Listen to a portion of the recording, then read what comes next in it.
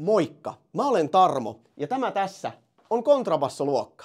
Täällä me pidetään tunteja, mutta mä ajattelin, että tehdään se esitys kuitenkin tuolla salissa. Eli mennään sinne.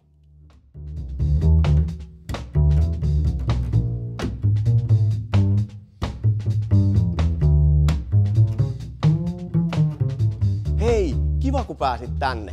Mut täällä on vähän ankeen näköistä nyt, niin laitetaan pikkasen valoja.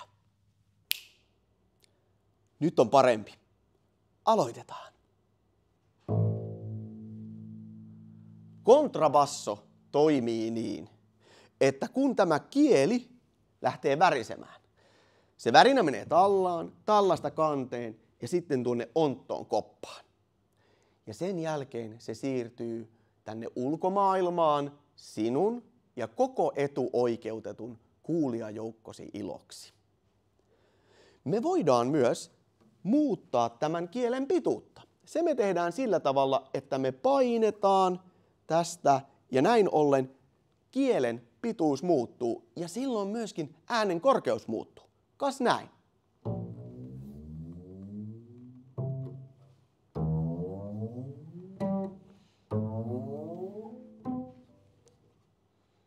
Eikö aika siistiä?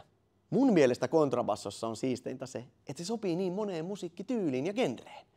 Esimerkiksi mä voin soittaa pizzicaatolla ja sitten mä voin mennä vaikka jatsibändiin.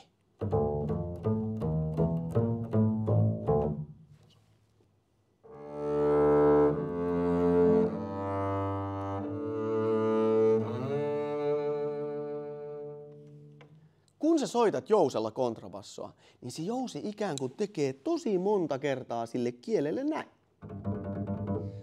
Ja siitä tulee tämmönen soundi. Täällä musiikkiopistossa sä pääset kontralla soittamaan ihan oikeassa kamariorkesterissa, mutta eihän kontrabassosoitto tietenkään ole pelkkää matalien äänien soittoa, vaan me voidaan myös ottaa melodista vastuuta.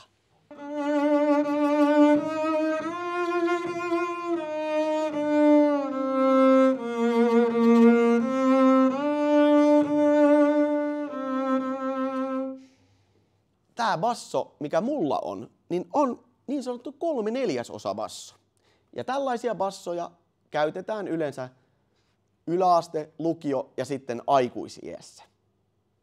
Täällä mulla on 10/10 basso. Tossa 8/8 basso ja tossa on 4/4 basso.